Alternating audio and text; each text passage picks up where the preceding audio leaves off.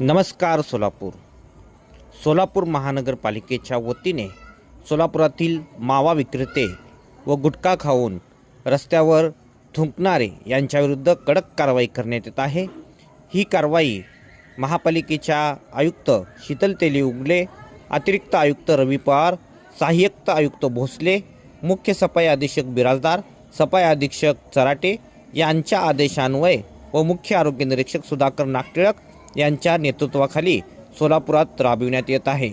या अंतर्गत विभागीय क्रमांक कार्यालय 6 यांच्या वतीने विजापूर रोड, मर्याई चौक, ITI चौक, आंबेडकर चौक येथील पानटपरीवर मावा तयार करणारे व ते विकणारे, त्याच पद्धतीने प्लास्टिकच्या पिशव्या वापरण्यात आल्याने प्लास्टिकची एक पावती 5,000 रुपये प्रमाणे दंडात्मक कारवाई करण्यात आली व सार्वजनिक ठिकाणी थुंकले याबाबत 10 जणांवर 1,000 रुपयाची दंडात्मक कारवाई करण्यात आली।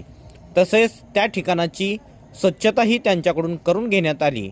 ही मोहीम मुख्य आरोग्य निरीक्षक सुधाकर नागटिळक, आरोग्य निरीक्षक अतुल मस्के, आरोग्य निरीक्षक राजशेखर वनारोटे, आरोग्य निरीक्षक नागेश कुमार धरणे, आरोग्य निरीक्षक शेषराव शिरसट, आरोग्य निरीक्षक विवेक कोंगे यांच्या मार्फत घेण्यात आली।